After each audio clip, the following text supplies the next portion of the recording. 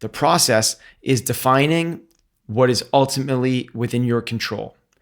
In our world, in the sport of CrossFit, it's 5 things. It's your nutrition, your sleep, your training, your recovery, and your mindset. If you can maximize those 5 things while ignoring everything else, then you're really going to be able to move your performance level in terms of your ability. If you have better ability, now you have the option to run zone. You have the option to run the ball. You have the option to throw the ball deep. Without the skill sets there, you don't have those options. You got to do what you're capable of. What confidence has nothing to do with winning or the leaderboard. What confidence is knowing that you giving your best effort is enough. Good? Good. All right, sir. How are you? Good. Talking today, or I wanted to talk to you today about something that I've heard you reference in the past, and I know it's a big sort of underpinning of the book, is this idea of the development of a champion, and that it is significantly deeper than who's the best athlete, for example, or who works the hardest, or it's complicated isn't the right word. Maybe complex is a better word for it.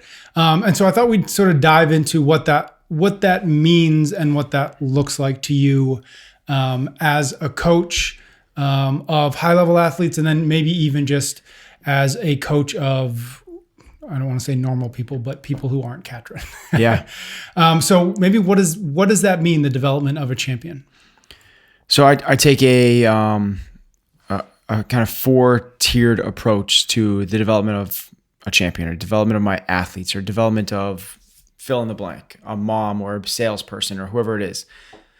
The first thing that which most people focus on is ability. Is even before ability, is the thing that most people focus on is the strategy or the game plan, right? In our world, in CrossFit, it's, are you going to do 30 muscle ups for time?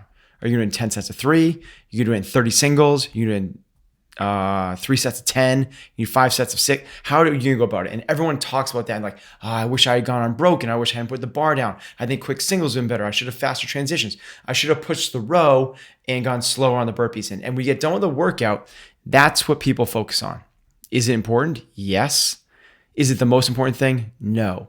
And in order to do and have those options, you have to have a certain prerequisite level of ability. So that's the second thing, is that if you want to go 3 sets of 10 on muscle ups, guess what you have to be able to do?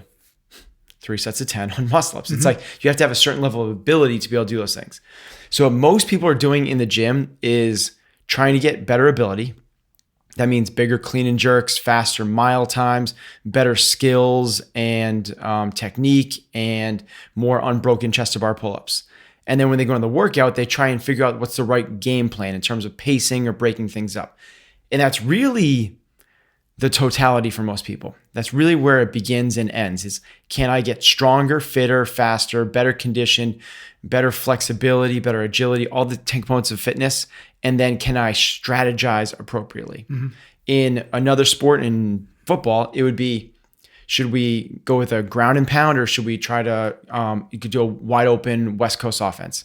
Should we play a zone blitz, or should we play man to man? That's the strategy of the game piece. And then what they do every day in practice is try to get fitter, faster, stronger, lift more weights, run faster 40 times. But to me, there's something that's way more important to that, which is, and we've talked a little bit about this, and the book dives way into this, is the process. And the process is defining what is ultimately within your control. In our world, in the sport of CrossFit, it's 5 things. It's your nutrition, your sleep, your training, your recovery, and your mindset.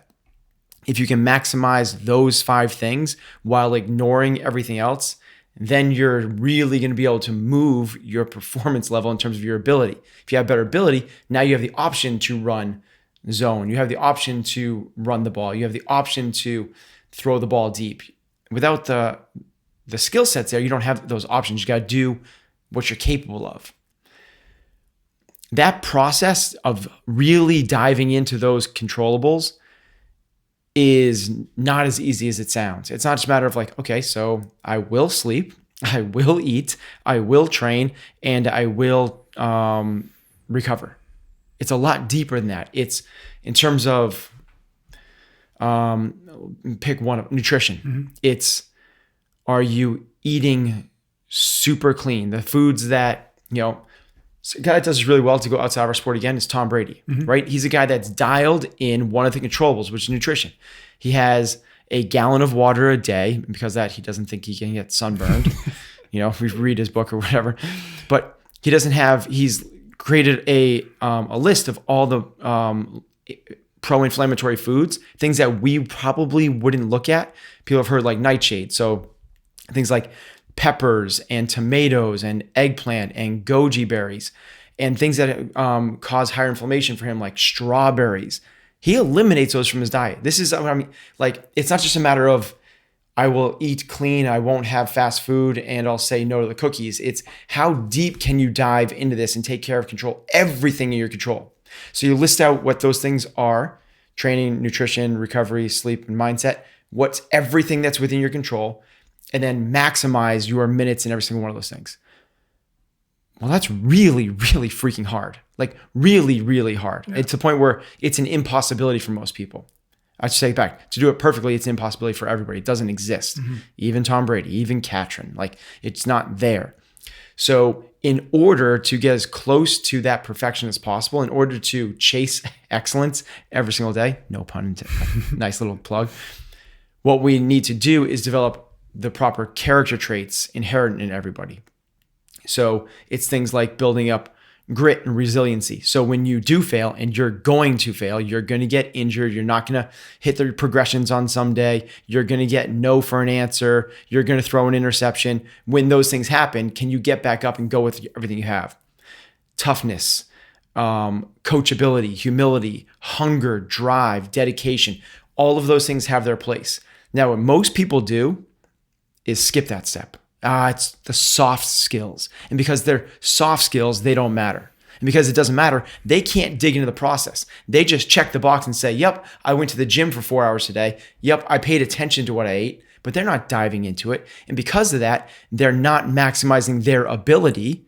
They're not getting as strong as they can, as fit as they can. They're not maximizing their longevity in the sport. And because they're not doing that, they don't have the option of being a 41-year-old quarterback and be able to throw the 40-yard out down the sidelines. Peyton Manning, when he turned 40, he couldn't throw it more than 15 yards. Right. It wasn't because he didn't want to. It's because he lost the ability to. When we want to get to the games, we want to have an opportunity to, should we sprint this one? Should we back off? We want to be able to do that because we have the options of it, not because we have to. So said the other way is the first thing we want to focus on above all else is the development of character. Mm-hmm. Then from there, we will focus on the process. What's the definable characteristics inside of your given task? That leads to the ability that leads to greater ability, which then leads to an option for different performance strategies. Mm-hmm. And here's the thing: it's like, take something like being positive. Like, being positive, most people look at it and they're just like, whatever, that's just a soft skill. It doesn't mean anything. Well, what we found through research for across a multitude of fields, whether it's classical violinists, ER doctors, CrossFit Games athletes, or NBA free throw shooters, is people that have a positive mindset are better. Mm-hmm. They are more likely to be successful because they see opportunities in a bright future. It's even, Viktor Frankl's Man's Search for Meaning. What he said is people that were not optimistic, that lost hope, literally it's to the point where your body dies. Literally, your body dies within 48 hours. He watched it happen. People would hang on. All of a sudden they heard that their wife had been sent to the gas chambers, and within 48 hours, they're dead. Positivity is that important to the point where it will make you go farther, stronger, faster, harder. It's not a soft skill, as are any of one of those things. So let's develop those things. And the way we develop them is by paying super close attention to them. If somebody complains during a workout, that's not allowed. There's no whining, no complaining, no excuses ever. We have bracelets that we snap if you make a complaint, because we know how detrimental it is. That's where this championship development starts, is positivity, is grit, is resilience. And we got to make sure that we are not skipping that step in favor of, I'm going to clean and jerk 225 today. Yeah. As if you can outwork, all of the other layers. Yeah. So what you said in the beginning was like, what you said in the beginning was it's like people focus on athleticism and performance and working hard. Yeah. Those are the things that are created because of these things. Here's the deal, is like, there's not that much difference in terms of the amount of time people are spending in the gym, from regional level athletes to the games level athletes. There's not. Everyone's spending like 4 to 6 hours in the gym training. So what's the difference? Why are some people seeing so much bigger results than others? It's up here. Mm-hmm. It's the character traits that some people are focusing on, other people's aren't. Now, I'm not saying go to the gym and you have to smile and laugh and it's sunshine and rainbows. No, you can go in with determination. You can go in with grit. You can go with toughness. You can go in with, a chip on your shoulder. You work towards your competitive advantages of who you are. But those are all great competitiveness, like ultra mean, like real competitiveness, like Kobe Bryant, like the Black Mamba type stuff, like flipping a character trait upon yourself to make you have that character trait. It's that important, where people are creating alter egos to make sure that they have those character traits of a champion. Mm-hmm. It's the thing that drives everything else. Where do people start in that development process? Awareness, self-awareness, and then the approach towards self-mastery are the two things. So it's, you can't have one without the other, right? You can't master yourself without being aware, and you can't have a certain level of awareness without tipping the needle towards mastery. Mm-hmm. So it's a matter of, what is your mindset when you are in the gym, and listening to the voice inside your head. And is it, are you proud of that voice? Is it, if that voice was displayed over a loudspeaker, would you be proud of what it was saying? If that voice inside your head was actually the coach, would he be a good coach, and would you hire him when you wouldn't want to work with him or not? Mm-hmm. From there, it's, can you start to pay attention to those voices? And if every time you go in the gym, you're not excited about what's going on, you feel like the other girls or guys are better, you feel like it's not your day, well, you're going to have those days every now and then. And then now it's time to suck it up, have a mantra, flip the switch, and know that you can change those things. The only thing that you have control over in your life, we can talk about like you have control over your training. You talk about you have control over your nutrition. You don't.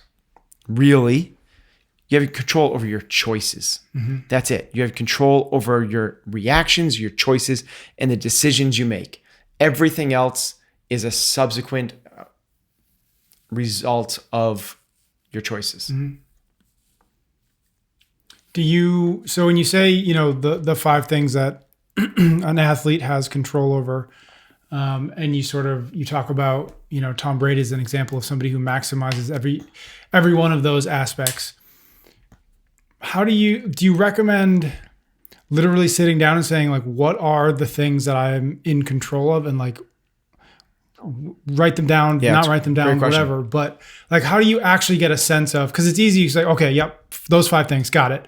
But those 5 things those are a mile deep if you really get into it. Yes. So how do you actually like start to corral those 5 things so that you have a really good, so bringing that awareness of like, when you are presented with that, you're like, okay, yep, that's within my control, or subsequently that's not in my control. So let's dig into one. Let's talk about sleep. So this is what you want to do with the sleep one. Most people are like, okay, I understand that sleep is important. And by the way, just as a disclaimer, it's incredibly important in terms of health. It's a number 2 factor after nutrition, before training, before working out. So if you have the option of like getting up early to go to the gym, or sleeping and getting, at least 7 hours, sleep and get the 7 hours. Right. It's that more in terms of hormonal and longevity, and it's really important. So if sleep is something we want to maximize, let's talk about it. Let's talk about some of those factors. Most people are like, okay, I want to get 7 to 9 hours. If I get that, check the box, it's good. Well, are you measuring the quality of your sleep? If you're not, that's a good place to start. Get a wearable device. Yep. Yeah, they're all out there. Yep. And then from there, let's talk about some of the nightly routine stuff that we can start to do. A lot of people are like, I can drink caffeine and it doesn't affect me whatsoever. Well, let's start with like, don't have any caffeine after noon. Then from there, let's make sure we don't have any blue light. So screens, cell phone, TVs, or computers 2 hours before bed. Yep. Let's create a nightly routine where we are unwinding ourselves slowly down, just like you would slowly wind yourself up for a workout. Yep. We'll slowly wind ourselves down by doing things like Epsom salt baths, reading, meditation, white noise, total blackout, a cool room, the right pillows. These things add up to be really important, powerful stuff. If you have trouble sleeping, don't sit there, lie awake in bed staring at the ceiling. You're creating a routine where that is where you're raising stress and cortisol levels while lying in the place that's supposed to be your sanctuary. If you are having trouble sleeping, get up, walk into another room, sit in a big easy chair, start to read. When you get tired, go back to bed and then sleep in your bed. Like, you want to create these nightly routines to make sure that you are maximizing the quality, not just the quantity of your sleep.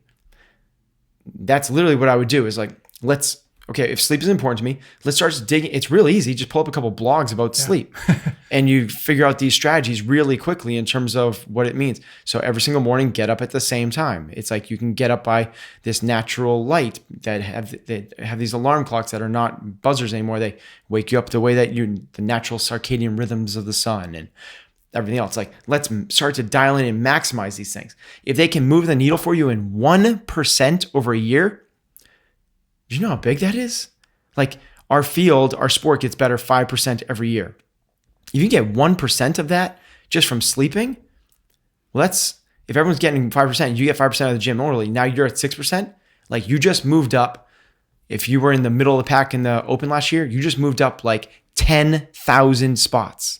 I'm making up these numbers, but really, I mean, if there's, it's a huge factor. You might get better immune system, better recovery, more time to work out, higher intensities. It's like, so it's really easy. Find the factors. Let's find sleep. Let's just list out some of these things that are going to be meaningful and help me sleep.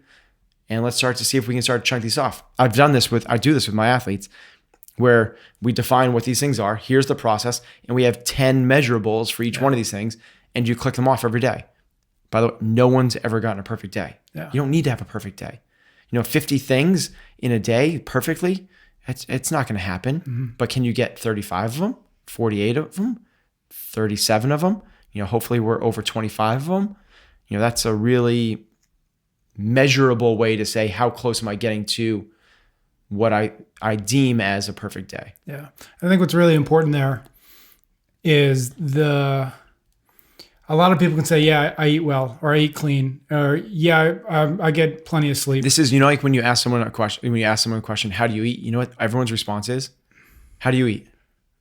No, so now I'm too self-conscious to give you an answer. Pretty good. Pretty good, yeah. Is everyone's answer. And pretty good is, like, I say pretty good, and I went 12 years without having a cheat at all. Yeah. And it's pretty good because I know that's not perfect. Yeah.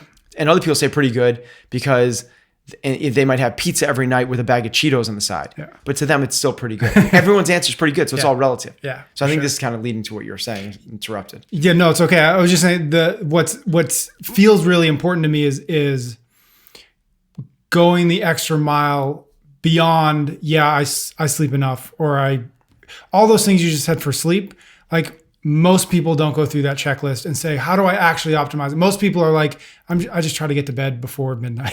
Yeah. And that's, you know what I mean? And like, that somehow feels like credit. But if you actually really look at this, say, how can you actually maximize your sleep? You have to go through that list and saying, okay, am I doing everything possible? Yeah. Well, you don't have to go through that list. Let's take a step back and what is it that you're trying to accomplish? Mm-hmm.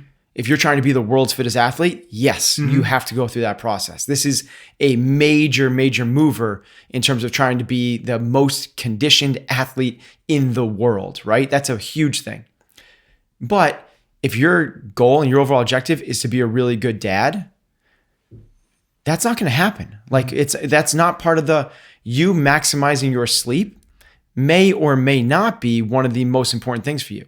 For me, like I stay up because I want to spend time with my family and I read my kids' books. And then after that, I hang out with my wife and the older kids. And because of that, I'm up later than I should. I'm purposely making that sacrifice. I'm not Katrin and I'm not trying to win the CrossFit games. Right. So it depends on what the goals are. So in my 5 circles of what's in my life, and sometimes it's 3 circles, sometimes it's whatever it is, what are the controllables that I'm looking for?